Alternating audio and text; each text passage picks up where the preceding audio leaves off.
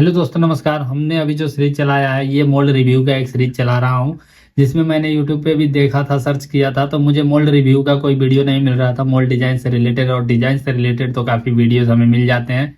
तो मैं सोचा एक बेसिक और ग्राउंड लेवल से उठने वाला वीडियो एक अपलोड करूँ, जो कि होगा मोल्ड रिव्यू का। मोल्ड में कौन कौन से पार्ट्स लगे होते हैं, उसका फंक्शनली क्या काम होता है, और वो किस मटेरियल का बनाया जाता है, तो ये सारी चीज़ें हम डिस्कस करेंगे। तो आज का जो हमारा टॉपिक होने वाला है वो स्पेसर ब्लॉक पे होने वाला है। तो हम स्पेसर ब्लॉक को लेके आते हैं और इस पे समझने की कोशिश करते हैं। आप देख सकते हो इसमें कई सारे होल्स लगे हैं। तो पहले मटेरियल की बात करते हैं। तो स्पेसर जो ब्लॉक होता है वो C45 या MS मटेरियल का बनाया जाता है, क्योंकि ये एक सॉफ्ट मटेरियल है। हम हार्ड मटेरियल इसको नहीं रखते हैं, क्योंकि हार्ड मटेरियल कॉस्टली भी होता है, इसलिए।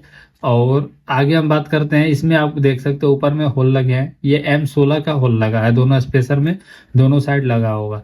ये एक लिफ्टिंग होल है, जैसे कि हम स्पेसर को कहीं उठा के लाना ले जाना हो, तो हम इसलिए इस होल का इस्तेमाल करते हैं।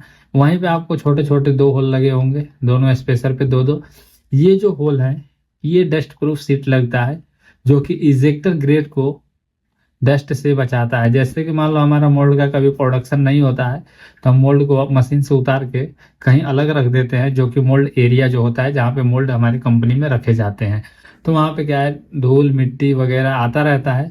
तो इसलिए हमारा जो इजेक्टर ग्रेड होता है ना, वो फंक्शनली वर्किंग करता है। आगे पीछे मूवमेंट है तो वो एक स्लाइड पोर्शन या मूवमेंट एरिया कह सकते हो, तो उसमें क्या है, डस्ट वगैरह आएगा तो वो चलने में दिक्कत करेगा। इसलिए हम इसमें स्पेसर के ऊपर डस्ट प्रूफ सीट लगा देते हैं, जिससे ये इजेक्टर ग्रेड में डस्ट जाने से रोकता है।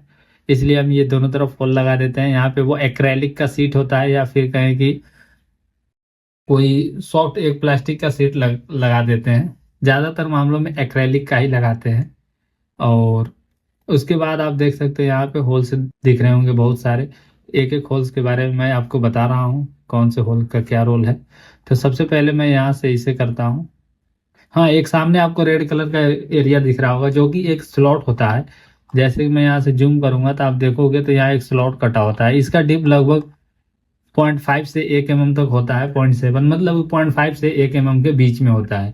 ये हम करते हैं, एक सीट लगाते हैं, जो कि एक नेम प्लेट आप कह सकते हो, जिसमें मोल्ड के बारे में लिखा होता है कि हमारा ये कौन सा मोल्ड है। मोल्ड नंबर या मोल्ड नाम या पार्ट नाम भी उस पर होता है, ताकि हमें मोल्ड को आसानी से ढूंढ सकते हैं। जो हॉट रनर का मोल्ड बनाते हैं उसमें भी पॉकेट कटे होते हैं, जो कि जोन के बारे में लिखा होता है। नेम प्लेट ज्यादातर मामलों में ऑपरेटर के साइड लगाया जाता है मोल्ड के ऊपर। अब हम होल की बात करते हैं।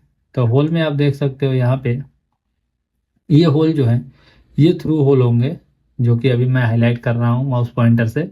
तो ये 3 होल एक स्पेसर में होंगे और 3 एक स्पेसर में। ये थ्रू होल है। ये बॉटम प्लेट से बोल्ट आता है, जो स्पेसर के थ्रू कोर में जाके, या कोर बैक अगर प्लेट लगा हो तो ये कोर को कनेक्ट करता है। मतलब एक साइड पूरा असेंबली के लिए हम इस बोल्ट का इस्तेमाल करते हैं। और यहाँ पे आपको दिख रहा होगा साइड में ये जो होल है, ये टेपिंग का होल है, M12 का, या फिर हाँ M12 का हो सकता है। 1 2 3, ये 3 जो होल है दोनों स्पेसर में लगे होंगे। ये बॉटम प्लेट को मतलब जो जोड़ता है। जैसे कि हम अगर कभी मोल्ड को डिसमेंटल करते हैं तो हमारा जो बॉटम प्लेट है वो कहीं इधर उधर ना रखना पड़े, इसलिए स्पेसर और बॉटम प्लेट साथ में रहे। इसलिए हम इस वाले टेपिंग होल का इस्तेमाल करते हैं। इसमें बोल्ट लगा के इसे जोड़ देते हैं। यहाँ पे आपको येलो कलर का होल दिख रहा होगा, जैसे कि हमने पिछले वीडियो में डिस्कस किया था। ये डावल का होल है, और इसमें एक सेंटर में होल हम थ्रू कर देते हैं। इसमें दोनों तरफ डावल लगा है, फिर भी हम एक होल छोटा सा थ्रू कर देते हैं, कि मान लो बाई चांस अगर कोई डावल फंस जाता है तो उसको हम आसानी से निकाल सके। कहीं कहीं कमेंट्स ये भी आ सकता है कि अगर दोनों तरफ का फंस जाए तो क्या करें। तो उसके भी जुगाड़ है निकालने के, कई तरीके होते हैं। टूल रूम वैसे जुगाड़ का ही काम होता है ज़्यादा, उसमें नया भी होता है पर जुगाड़बाजी ज़्यादा होता है टूल रूम के अंदर। तो ये चीज़ें हैं, आप देख सकते हो। स्पेसर में कुछ खास नहीं है, लेकिन एक चीज़ खास है जो मैं इसमें डिस्कस करना चाहता हूँ। स्पेसर का हाइट इंपॉर्टेंस होता है। जब भी स्पेसर लगता है ये दोनों ब्लॉक एकदम पैरेलल होता है। इसका थिकनेस दोनों का सेम होना चाहिए। अगर इसमें थिकनेस में वेरिएशन आता है तो कहीं हमारा इंजेक्टर जो असेंबली है उसमें थोड़ा सा प्रॉब्लम आ सकता है, उसके मूवमेंट, उसके रनिंग, या फिर उसके चलने में, आप कह सकते हो आसान भाषा में। क्योंकि अगर मैं यहाँ से बॉटम प्लेट लगाता हूँ और यहाँ से हम बोल्ट के लिए फोर्स लगाएंगे, सॉरी बोल्ट टाइट करेंगे तो एक फोर्स लगेगा जो कि बॉटम प्लेट में गाइड पिलर लगे होते हैं जो इजेक्टर को अलाइन करके रखता है। उसको स्मूथली चलाने के लिए हम गाइड पिलर का इस्तेमाल करते हैं। तो वो कहीं ना कहीं एक तरफ अगर प्रेशर पड़ता है, ये अगर छोटा बड़ा हो जाए इसका थिकनेस, तो वो थोड़ा सा एक, मैं अगर ऐसे भाषा में कहूँ तो वो थोड़ा टिल्ड होता है, मतलब कि टेपर हो जाएगा जो कि चलने में दिक्कत करेगा। इसलिए हम ये दोनों को पैरेलल रखते हैं एकदम बराबर एक ही साइज में। और इसका हाइट कैसे डिसाइड करते हैं, ये सबसे मेन पॉइंट है कि हम स्पेसर की हाइट कैसे डिसाइड करते हैं। तो स्पेसर की हाइट बेसिकली अगर बात किया जाए तो कंपोनेंट का जो प्रोफाइल होता है ना, जहाँ हमारा कंपोनेंट बनता है, तो उस प्रोफाइल की हाइट से पता करना पड़ता है हमें कि हमारा जो स्पेसर की हाइट है कितना होगा। जैसे कि हमारा मान लो प्रोफाइल जो बन रहा है वो कोर साइड का जो हाइट है वो कम से कम 25 mm है, तो हम स्पेसर कितना का लेंगे। तो 25 mm है, अगर हम पार्ट को 25 mm ही इजेक्टर चलाएंगे तो वो बस पार्ट को आगे तक लेके आएगा, लेकिन उसको फ्री कब करेगा जब हम 10 mm और उसमें ऐड करके या 5 mm और ऐड करके चलाएंगे। तो 25 और 10 यानी 35 mm हो जाएगा। तो 35 mm वो ले लेंगे।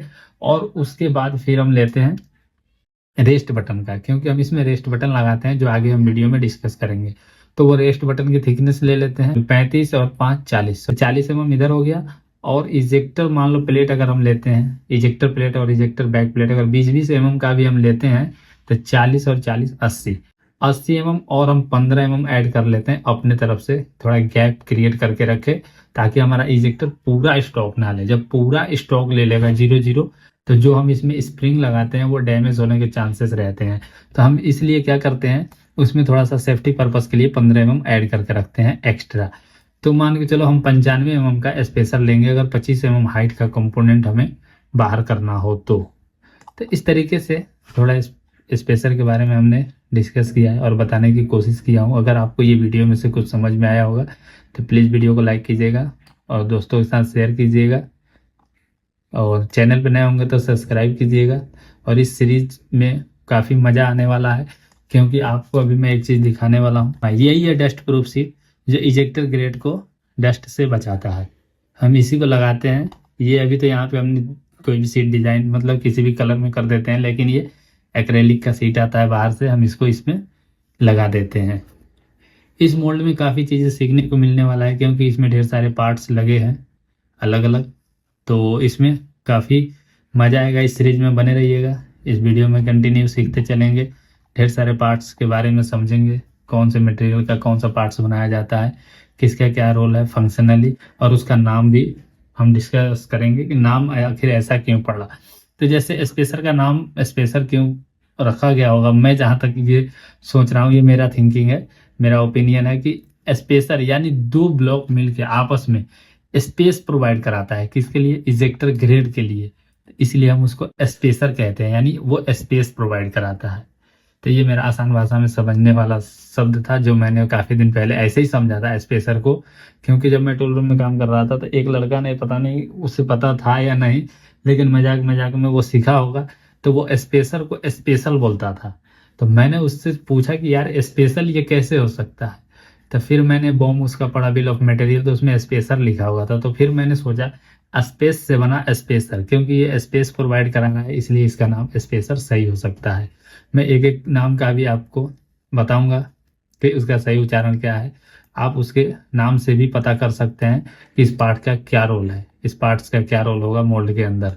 काफ़ी चीज़ें सीखने को मिलने वाला है, मज़ा आएगा, इस सीरीज में बने रहिएगा। मिलते हैं अगले वीडियो में, तब तक के लिए नमस्कार, जय हिंद।